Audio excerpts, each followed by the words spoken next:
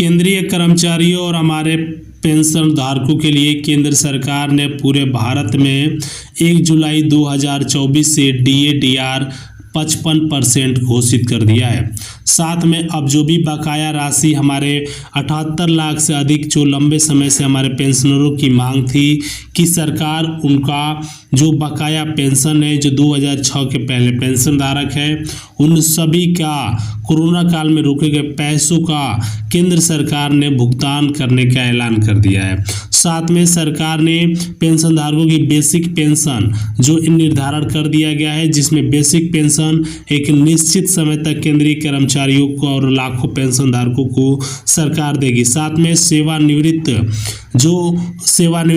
के बाद पेंशन वृद्धि, सरकार जो उम्र के आधार पर पेंशन वृद्धि का जो नियम लगाने वाली है, उसको लेकर एक बड़ा फैसला आ चुका है। साथ में कर्मचारी संगठनों का ये भी मांग था कि पेंशनर पर इनकम टैक्स का भार समाप्त किया जाए। इसको लेकर केंद्र सरकार ने एक बड़ा कदम उठाया है। साथ में फिक्स मेडिकल अलाउंस, केंद्र सरकार ने फिक्स मेडिकल अलाउंस फिक्स कर दिया है। हर एक केंद्रीय कर्मचारी को 5,000 रुपये तक फिक्स मेडिकल अलाउंस फिक्स किया गया है। साथ में वरिष्ठ नागरिकों को रेलवे में छूट देने का भी केंद्र सरकार ने ऐलान कर दिया। और सबसे ज़्यादा इम्पोर्टेंट, पुरानी पेंशन बहाली, ओल्ड पेंशन स्कीम को पूरे भारत में लागू करने का भी केंद्र सरकार द्वारा एक बड़ा फैसला लिया गया है। साथ में DA, TA, HRA और केंद्र सरकार द्वारा टोटल 4 नए भत्तों में भी परिवर्तन करने का डिसीजन लिया गया है। अब सबसे इम्पोर्टेंट, हमारे सेना के जवानों के लिए केंद्र सरकार ने उन सभी को GPS अकाउंट भी ओपन करवाने के लिए ऐलान किया है, जिससे कि हमारे फैमिली पेंशन्स या जो सेना के जवान हैं जिनकी मृत्यु हो जाती है, उन सभी को किस प्रकार से पेंशन मिलेगा और उनका क्या क्या इंश्योरेंस केंद्र सरकार द्वारा क्लेम किया जाएगा, यह पूरी तरीके से निर्धारण हो चुका है। अब सबसे इम्पोर्टेंट बात ये सुनते हैं, O1 रैंक 1 पेंशन योजना की तीसरी टेबल जारी हो चुकी है, जिसमें हमारे पेंशन धारकों की लगातार पेंशन की जो रकम है वह बढ़ चुकी है। सरकार द्वारा यह भी डिसीजन लिया जा रहा है कि जो पेंशन धारकों का 1 रैंक 1 पेंशन योजना में जो गलत रसीद भी थी, उसको सही तरीके से फिर से लागू कर दिया गया है। अब पूरे भारत में 1 रैंक 1 पेंशन योजना की तीसरी बैठक के बाद अब तक का केंद्र सरकार का एक बड़ा फैसला भी लागू हुआ है।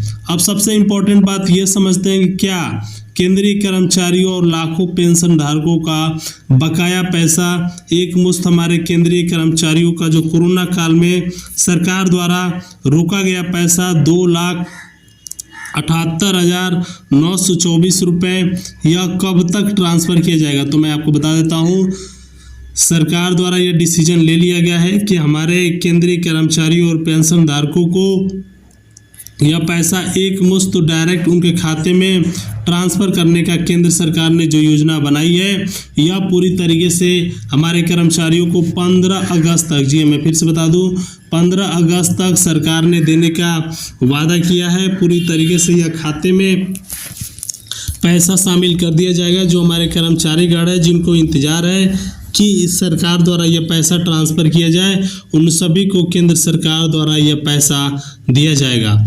अब सबसे इम्पोर्टेंट बात ये समझते हैं, क्या केंद्रीय कर्मचारियों और लाखों पेंशन धारकों को हमारे सेना के जवान जो जिनका बकाया पेंशन है, उन सभी के लिए ओल्ड क्या क्या लागू नए नियम किए गए? तो केंद्र सरकार ने हर एक रैंक वाइज, केंद्र सरकार द्वारा जो हमारे रैंक धारक पेंशन धारक है, उन सभी को रैंक वाइज पेंशन की रकम बढ़ाने का ऐलान कर दिया है। सरकार की तरफ से डिसीजन भी लिया गया है कि हमारे कर्मचारियों को, पेंशन धारकों को जो बकाया पेंशन है, उन सभी को यह पूरी तरीके से ट्रांसफ़र किया जाए, उन सभी को यह पैसा एक मुश्त सरकार ट्रांसफ़र कर दे। अब सरकार द्वारा 15 अगस्त का समय लिया गया है, जिसमें हमारा सबसे ज़्यादा फोकस केंद्रीय कर्मचारियों की, पेंशन धारकों की बकाया पेंशन है। केंद्र सरकार ने डिसीजन लेते हुए भी कहा कि हमारे जो कर्मचारी हैं, जो हमारे एरियर की जो बात कर रहे हैं सरकार द्वारा, उन सभी के लिए कोरोना काल में रोके गए एरियर को 55% DAR के निर्धारण के बाद यह पैसा केंद्र सरकार द्वारा डायरेक्ट उनके खाते में ट्रांसफर करने की योजना सरकार द्वारा बनाई जा रही है। अब सरकार ने भी डिसीजन लेते हुए यह फैसला ले लिया है कि कर्मचारियों को इस प्रकार की जो भी योजनाएं सरकार लॉन्च की है उसमें सबसे ज़्यादा फायदा हमारे देश के जितने भी छोटे बड़े केंद्रीय कर्मचारी हैं उन सभी के पेंशन को इक्वल करने का। आपको बता देते हैं बेसिक पेंशन केंद्र सरकार ने 21,000 रुपये बेसिक पेंशन जो सरकार द्वारा डिसीजन लेने पर यह फैसला जारी हुआ था कि बेसिक पेंशन कितना निर्धारण किया जाएगा। सरकार ने बेसिक अब सबसे इम्पोर्टेंट ये तो बेसिक पेंशन की बात हो गई। क्या कर्मचारियों को आने वाले समय में हमारे जो रिटायरमेंट भूतपूर्व सैनिक हैं उन सभी को यह पैसा एक मुश्त ट्रांसफ़र किया जाएगा या नहीं किया जाएगा? तो केंद्रीय कर्मचारियों को 2,78,924 रुपये की नगद राशि डायरेक्ट हमारे केंद्रीय कर्मचारियों को देने का